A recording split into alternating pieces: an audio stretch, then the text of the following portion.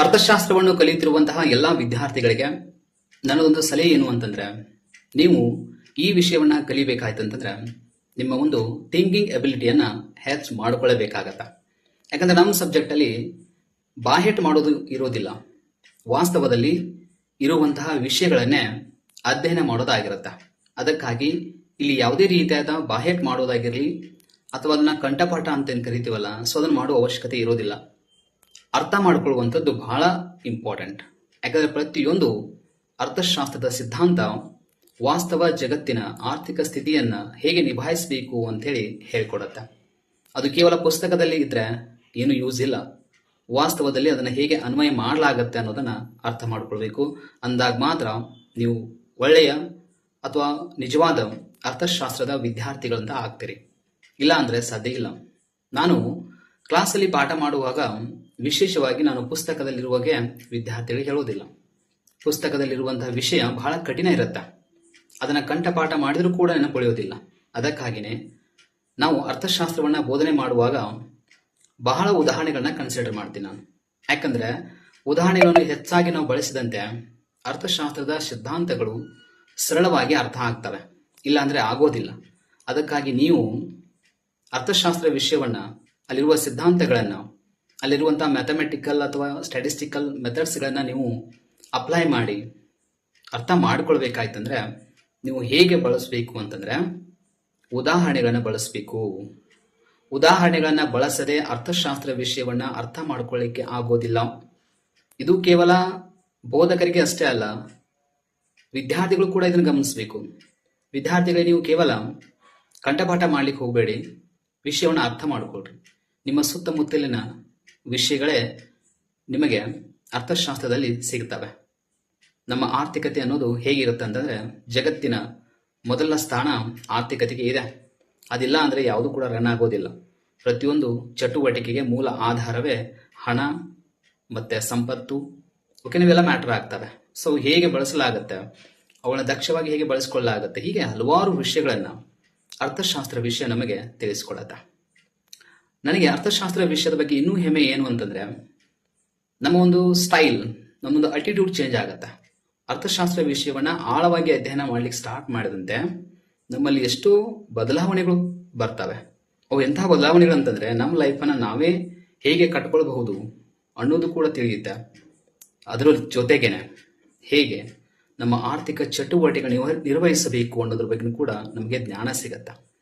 ನಮ್ಮ ಬಯಕೆಗಳಂದ್ರೆ ಹೆಂಗಿರ್ತವೆ, ಅವುಗಳು ಹೆಂಗೆ ತೃಪ್ತಿಪಡಿಸ್ಕೊಳ್ಳಾಗತ್ತೆ, ನಮಗೆ ವಾಸ್ತವದಲ್ಲಿ ಮಾರುಕಟ್ಟೆ ವ್ಯವಸ್ಥೆ ಹೆಂಗಿರುತ್ತೆ, ಮಾರುಕಟ್ಟೆಯಲ್ಲಿ ನಿಜವಾಗ್ಲೂ ಏನ್ ನಡೀತಾ ಇರತ್ತೆ, ಅಲ್ಲಿ ನಿಜವಾಗ್ಲೂ ಯಾಕೆ ಗ್ರಾಹಕರು ಹೋಗ್ತಾರೆ, ಮಾರಾಟಗಾರ ಯಾಕೆ ಬರ್ತಾರೆ, ಉತ್ಪಾದಕ ಹೇಗೆ ಉತ್ಪಾದನೆ ಮಾಡ್ತಾನೆ, ಏನು ಆತನ ವೆಚ್ಚ, ಆದಾಯ, ಲಾಭ, ಓಕೆ, ಹೀಗೆ ಹಲವಾರು ವಿಷಯಗಳ ಬಗ್ಗೆ ನಾವು ಅರ್ಥಶಾಸ್ತ್ರ ವಿಷಯದಲ್ಲಿ ಚರ್ಚೆ ಮಾಡೋದ್ರಿಂದ ಪ್ರತಿಯೊಬ್ಬ ವ್ಯಕ್ತಿಗೂ ಕೂಡ ಇದರ ಒಂದು ಜ್ಞಾನ ಅವಶ್ಯಕವಾಗಿ ಬೇಕಾಗಿದೆ.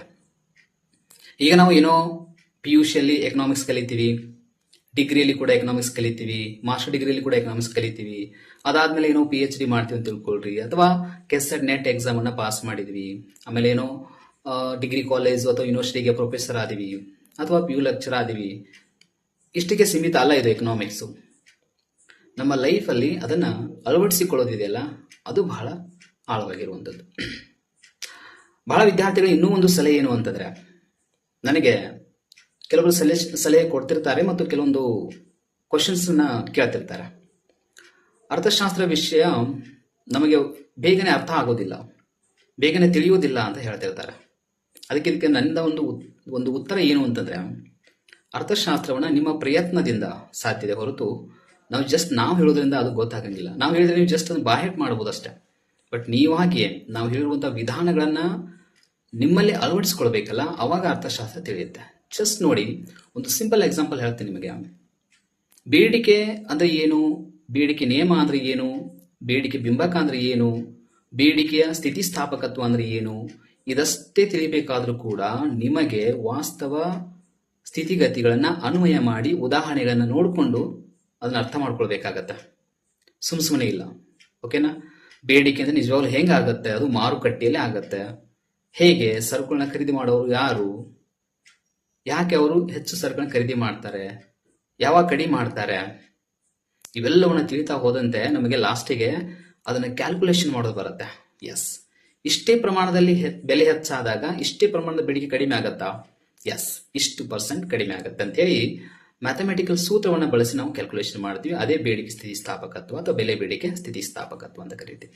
ಸೊ ಹೀಗೆ ನಾವು ಕಾನ್ಸೆಪ್ಟ್ಗಳನ್ನ ಹೇಳ್ತಾ ಹೋದ್ರೆ ಎಕನಾಮಿಕ್ಸ್ ಅಲ್ಲಿ ಹೀಗೇನೆ ಒಂದು ಥಿಯರಿ ಅಥವಾ ಒಂದು ನಿಯಮ, ಒಂದು ಸಿದ್ಧಾಂತ, ಅದಕ್ಕೆ ಗಣಿತದ ಸೂತ್ರಗಳು, ಗಣಿತದ ರೇಖಾಚಿತ್ರಗಳು, ನೆಕ್ಸ್ಟ್ ಸಂಶೋಧನೆಗಂತೂ ಎಕನಾಮಿಕ್ಸ್ ಬಹಳನ ಫೇಮಸ್ ಆಗಿರುವಂಥದ್ದು. ಸಂಶೋಧನೆ ಎಕನಾಮಿಕ್ಸ್ ಅಲ್ಲಿ ಆಗುವಷ್ಟು ಸಂಶೋಧನೆ ಮೇ ಬಿ ಬೇರೆ ಕಡೆ ಆಗ್ಬೋದಿಲ್ಲ ಅಂತಲ್ಲ, ಬಟ್ ನನ್ನ ಒಂದು ವಿಚಾರ ಪ್ರಕಾರ ಹೆಚ್ಚಾಗ್ತವೆ. ಎಕನಾಮಿಕ್ಸ್ ರಿಸರ್ಚ್ ಯಾಕೆ ಹೆಚ್ಚಾಗ್ತವೆ ಅಂದ್ರೆ ಆರ್ಥಿಕ ಸ್ಥಿತಿಗತಿಗಳನ್ನ ಸಾಮಾಜಿಕವಾಗಿ, ರಾಜಕೀಯವಾಗಿ, ಭೌಗೋಳಿಕವಾಗಿ, ಆಂತರಿಕವಾಗಿ, ಬಾಹ್ಯವಾಗಿ ಎಲ್ಲ ಆಧಾರಗಳ ಮೇಲೂ ಕೂಡ ಸಂಶೋಧನೆ ಮಾಡಬಹುದು. ಅಷ್ಟೊಂದು ವಿಶಾಲವಾದಂತಹ ಒಂದು ಸಬ್ಜೆಕ್ಟ್ ಯಾವುದು ಅಂದ್ರೆ ಎಕನಾಮಿಕ್ಸ್ ಆಗಿದೆ. ಅದಕ್ಕೆ ಇದೆಲ್ಲ ಯಾಕೆ ವಿಷಯ ನಾನು ಹೇಳ್ತಾ ಇದ್ದೇನೆ ಅಂತಂದ್ರೆ, ಅರ್ಥಶಾಸ್ತ್ರ ವಿಷಯವನ್ನ ಅಧ್ಯಯನ ಮಾಡುವಂತಹ ಸಂದರ್ಭದಲ್ಲಿ ನಮಗೆ ಒಂದು ಗಮನದಲ್ಲಿರಬೇಕು, ಅದನ್ನ ಬಾಹ್ಯಾಟ್ ಮಾಡುವ ಹಾಗಿಲ್ಲ, ಅರ್ಥ ಮಾಡಿಕೊಳ್ಳೋದು ಅವಶ್ಯಕತೆ ಇದೆ. ಅದಕ್ಕೆ ಅರ್ಥಶಾಸ್ತ್ರ, ಅರ್ಥ ಆದ್ರೇನೆ ಅರ್ಥಶಾಸ್ತ್ರ ಅಂತ ಕರೀತೀವಿ. ಅರ್ಥ ಆಗ್ಲಿಲ್ಲ ಅಂದ್ರೆ ಅದು ಅರ್ಥಶಾಸ್ತ್ರ ಅಲ್ಲ. ನಿಮಗೆ ಅರ್ಥಶಾಸ್ತ್ರದ ಶಬ್ದ ಚೆನ್ನಾಗಿ ಅರ್ಥ ಆಗಿತ್ತಂದ್ರೆ ಮಾತ್ರ ನಿಮಗೆ ಅರ್ಥಶಾಸ್ತ್ರ ತಿಳಿಯುತ್ತೆ. ಅರ್ಥಶಾಸ್ತ್ರ ಅನ್ನೋ ಶಬ್ದದ ಅರ್ಥ ನಿಮ್ಗೆ ಗೊತ್ತಾಗಲಿಲ್ಲ ಅಂದ್ರೆ ತಿಳಿಯೋದಿಲ್ಲ. ಬಹಳ ಸೂಕ್ಷ್ಮವಾಗಿ ಗಮನಿಸಿ, ನೀವು ಗೊತ್ತಾಗತ್ತೆ. ಕನ್ನಡದಲ್ಲಿ ಅರ್ಥಶಾಸ್ತ್ರ ಅಂತಿದೆ, ಇಂಗ್ಲಿಷಲ್ಲಿ ನಾವು ಎಕನಾಮಿಕ್ಸ್ ಅಂತ ಕರಿತೀವಿ. ಸೊ ಎಷ್ಟು ಸೂಕ್ಷ್ಮವಾಗಿದೆ ನೋಡಿ. ಹಾಗಿದ್ಮೇಲೆ ಅರ್ಥ ಮಾಡ್ಕೊಳ್ಳೋದಷ್ಟೇ ಅಂತ ಅರ್ಥ ಇಲ್ಲಿ, ಮೇನ್ ಅರ್ಥ ಮಾಡ್ಕೊಳ್ಳೋದು. ನಮ್ಗಂತಿರ್ತಾರೆ ಕೆಲವೊಂದ್ಸಲ ನಾನು ಆನ್ಲೈನ್ ಕ್ಲಾಸಸ್ ಅನ್ನ ಕಂಡಕ್ಟ್ ಮಾಡಿದಾಗ ಅಥವಾ ರೆಕಾರ್ಡೆಡ್ ಕ್ಲಾಸಸ್ ಅನ್ನು ಕೂಡ ನಾವು ಕೊಟ್ಟಿರ್ತಾನೋ ಅಂತ ಟೈಮ್ದಲ್ಲಿ ಕೆಲವೊಬ್ರು ಕೇಳ್ತಿರ್ತಾರೆ ಕ್ವಶನ್ ಅನ್ನ, ಸರ್ ಇವೇ ಕ್ವಶನ್ ಬರ್ತಾವ ಅಂತೇಳಿ. ನೋ, ಅವೇ ಕ್ವಶನ್ ಬರಂಗಿಲ್ಲ. ಆದ್ರೆ ಹೆಂಗ್ ಬರ್ತವೆ, ಅದೇ ಕಾನ್ಸೆಪ್ಟ್ ಮೇಲೆ ಬೇರೆ ಕ್ವಶನ್ ಕೇಳ್ತಾರೆ. ಅಂದ್ರೆ ನಾವು MCQ ಕ್ವಶನ್ಸ್ ಅನ್ನ ಬಾಹ್ಯಾಟ್ ಮಾಡಿದ್ರೆ ಕೆಸೆಟ್ ನೆಟ್ ಪಾಸ್ ಆಗಂಗಿಲ್ಲ ಅನ್ನೋದು ಕನ್ಫರ್ಮ್. ಶಾರ್ಟ್ಕಟ್ ಮೆಥಡ್ಸ್ ಗಳಿಂದ ಕೆಸೆಟ್ ನೆಟ್ ಪಾಸ್ ಆಗಂಗಿಲ್ಲ. Only in depth studying and understanding the concepts. ಅದನ್ನ ಬಿಟ್ರೆ ಬೇರೆ ಏನು ಇಲ್ಲ. ನೀವು ಒಂದು ಮರೆತುಬಿಡಿ, ಈಸಿ ವೇಯನ್ನ ಒಟ್ಟೆ ಚೂಸ್ ಮಾಡ್ಕೊಳಕ್ ಹೋಗಬೇಡಿ. ಈಸಿ ವೇದಿಂದ ನೀವು ಏನನ್ನು ಪಡ್ಕೊಳ್ಳಿಕ್ಕೆ ಆಗಂಗಿಲ್ಲ. ಆದಷ್ಟು ವ್ಯವಸ್ಥಿತವಾಗಿ ಆಳವಾಗಿ ಅಧ್ಯಯನ ಮಾಡೋದನ್ನ ಕಲೀರಿ. ಆಮೇಲೆ ಸ್ಟಡಿ ಮಾಡುವಂಥ ಸಂದರ್ಭದಲ್ಲಿ, ಸ್ಪೆಷಲಿ ಎಕನಾಮಿಕ್ಸ್ ಸ್ಟಡಿ ಮಾಡುವಂಥ ಸಂದರ್ಭದಲ್ಲಿ ಯಾವುದೇ ಡಿಸ್ಟರ್ಬೆನ್ಸ್ ಇರಬಾರದು. ಡಿಸ್ಟರ್ಬೆನ್ಸ್ ಇತ್ತು ಅಂತಂದ್ರೆ ಅರ್ಥಶಾಸ್ತ್ರ ಅರ್ಥ ಆಗೋದಿಲ್ಲ.